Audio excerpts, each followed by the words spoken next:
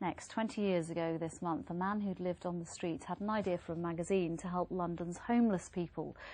John Bird asked a friend to bankroll it, and so The Big Issue was born. It's since gone national and global, and the need for its work is apparently as great as ever. Well, in a moment, I'm pleased to say I'll be speaking to John. First, this report from Charlene White.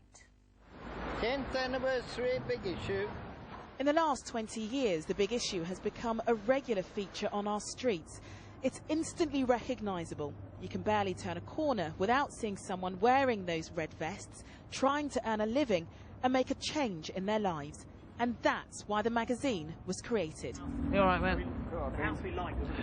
How many magazines today? Bean has been selling The Big Issue for 8 years. He sells on the magazines to other vendors here near Victoria train station. And then he earns money for himself selling the magazines in Dulwich. Cool. He says if he didn't have this structure in his life, he could have gone down a very different path. Hundreds of vendors have said to me, if it wasn't for The Big Issue, they'd either be in prison or dead. And it's the same for me, you know what I mean? Like... A couple of homeless ladies buy a Big Issue. When it was launched on the streets of London in the early 90s, it was a totally new concept here, which helped a section of British society that had essentially been forgotten.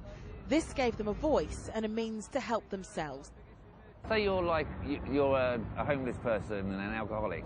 The only people you're ever going to talk to are your peer group. But then once you start selling The Big Issue, you get to speak to people like members of the public, like everyday people.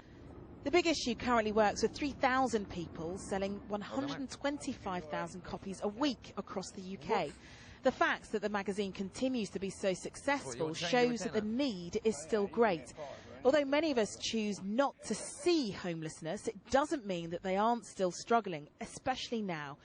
So for people like Bean, it's a lifeline to what he hopes will become bigger and better things.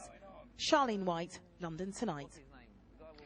John Bird, thank you for coming in. Your one idea has helped so many people, not only in this country, but abroad, over 2 decades. Congratulations. Oh, thank you. Thank you.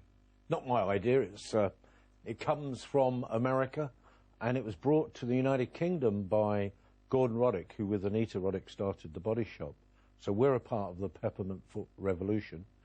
It's very, very interesting that it's a product that has helped homeless people to get out of loneliness and to have self-help.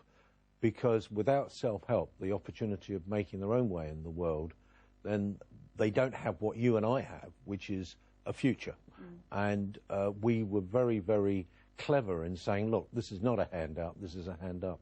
And obviously many governments have mirrored that through the years and blessed us.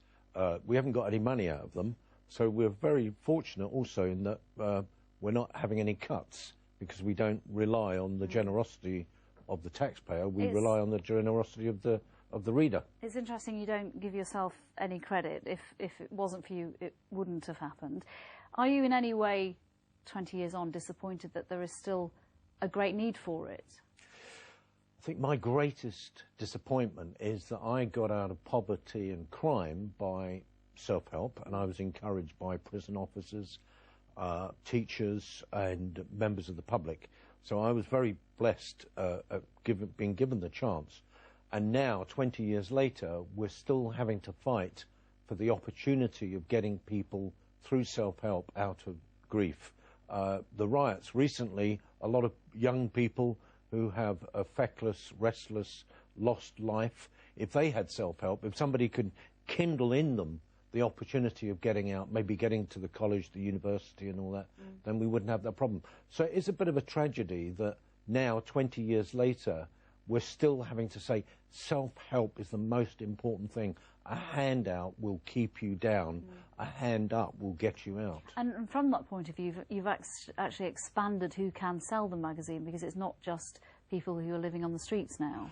Well, it's not quite true. When we started 20 years ago, there were quite a number of people, middle-class people who had lost their jobs because we were in a recession 20 years ago. And what we did, we said we'd work with the homeless, the ex-homeless and the vulnerably accommodated, people who would lose their home.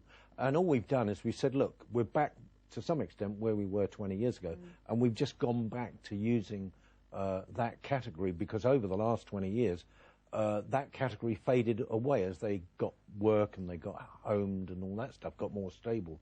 So that's one of the reasons why we're doing it. We're having a big walk on the 30th of September if people want to get involved. If they go to events at bigissue.com, they will be able to participate in the revolution that we started 20 years ago. Okay, well, good luck with the ongoing revolution. That's Thank you very much. We've seen the this week's coffee. That's the original. Number one. John Bird, thank you very much for coming to talk to us. Thank you. Well, our original report on the big issue back in 1993 is available, along with a lot more on our website. Just go to itv.com/London. Time now to find out